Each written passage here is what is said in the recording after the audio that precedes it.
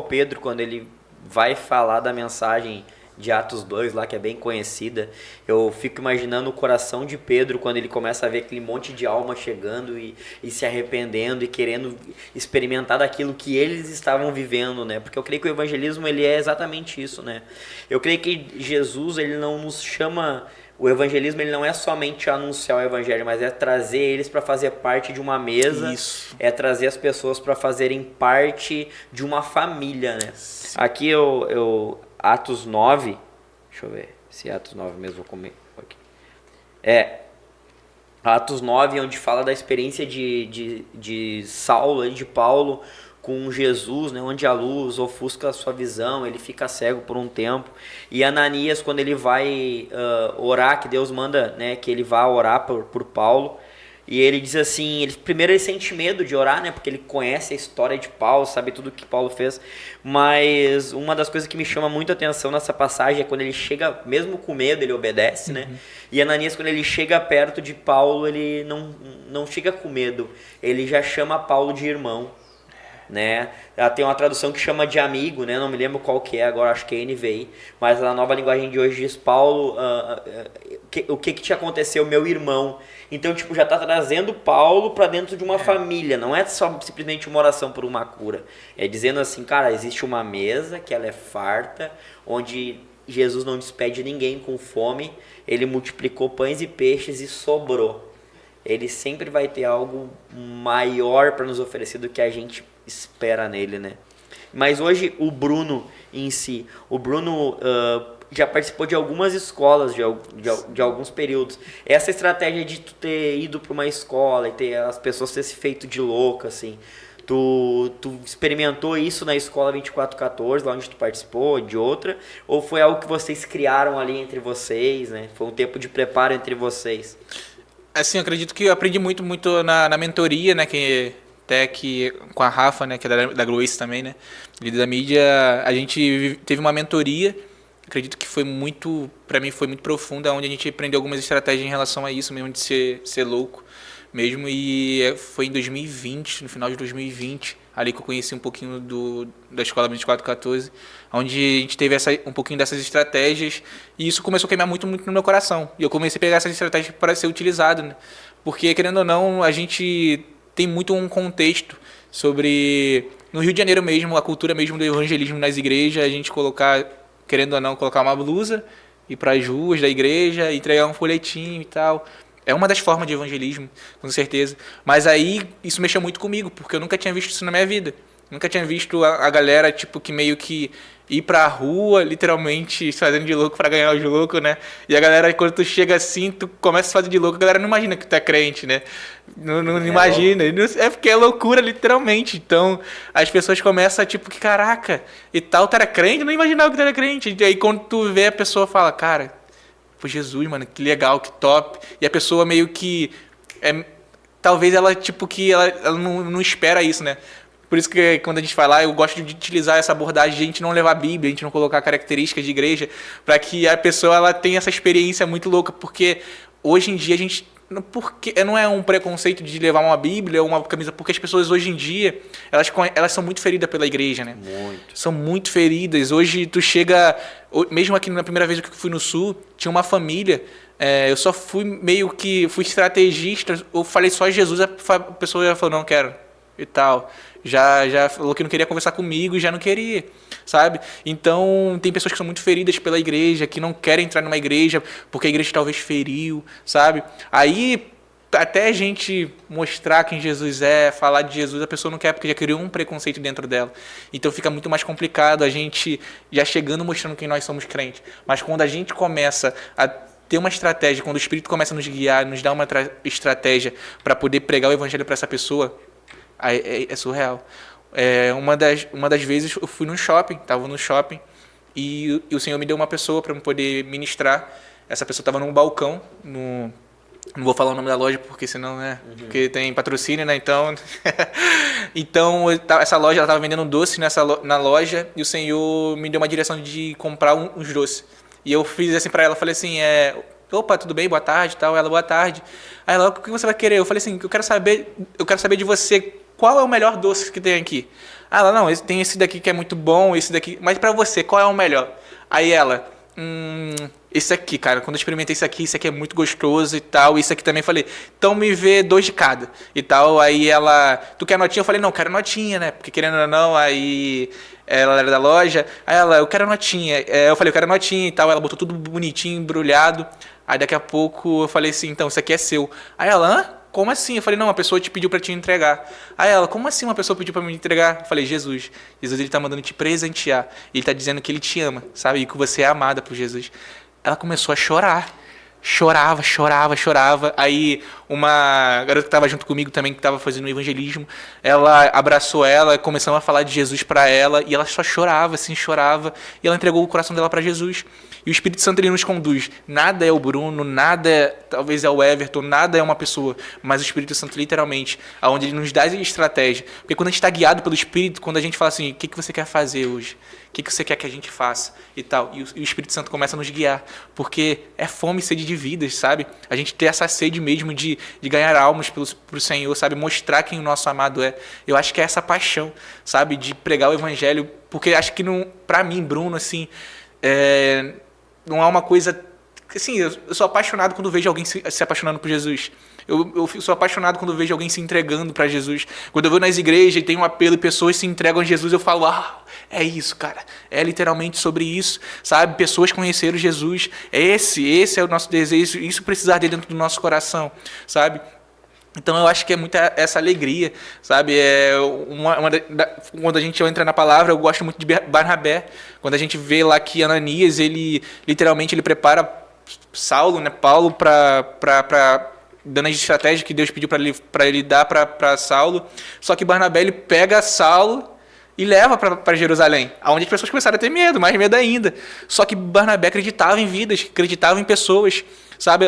E Barnabé, ele acreditou tanto em Paulo que ele levou para Jerusalém. Não, vamos estar junto com os santos, vamos estar junto com eles. Só que as pessoas começaram a meio criticar Barnabé, mas só que Barnabé não queria saber disso, porque era uma vida, e ele sabia que Paulo era amado pelo Senhor e ele tinha um encontro com Jesus.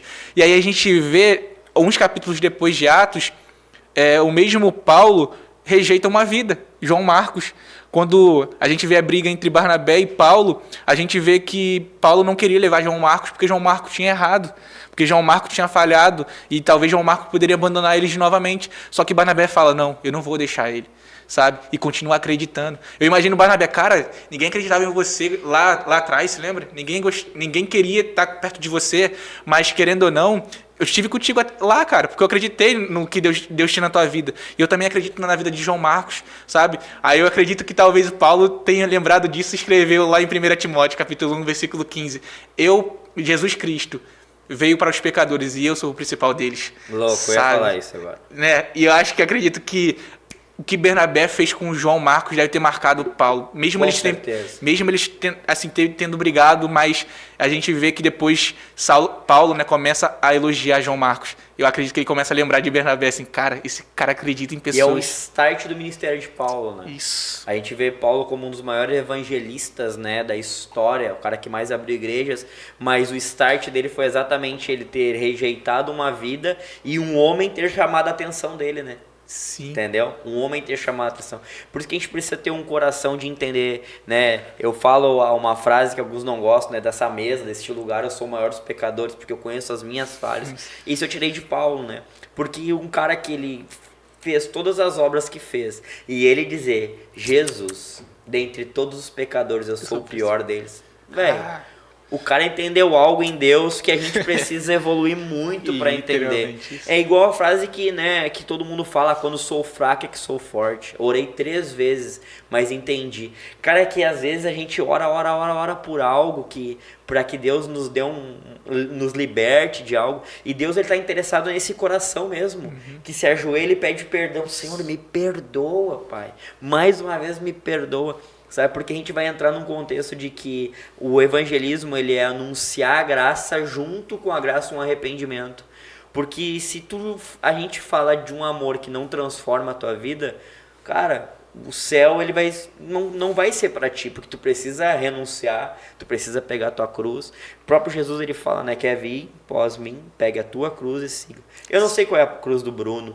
O Bruno nos períodos de evangelismo ele não sabe qual era a cruz dessa menina que ele deu chocolate lá, da outra pessoa que oraram por cura. Não tem como tu saber a cruz do outro, mas a gente tem que saber qual é a nossa, né, cara?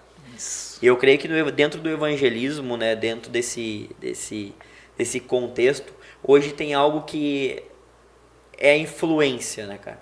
Tipo, se a gente for hoje, vamos fazer um culto evangelístico. Qual que é o culto evangelístico? Vamos pegar toda a igreja, vamos desmontar ela e vamos levar pra rua. E aí vamos fazer um culto na rua. A gente vai juntar um monte de crente que saiu de dentro da igreja e foi pra rua. Não funciona assim o evangelismo. Não tô dizendo que é errado, né? Sim, concordo literalmente. Não é? Mas tipo assim, vamos fazer um culto na rua, tá? Então vamos levar a caixa de som, vamos levar sabe? E eu creio num evangelismo muito mais indireto. Sabe, os caras estão lá andando no Ralph de skate, aí o cara chega com o skate do cara, entendeu? Pede uma dica, vai lá, troca uma ideia. Porque eu creio que Jesus ele opera nas pequenas coisas. Jesus ele é muito detalhista, né, cara?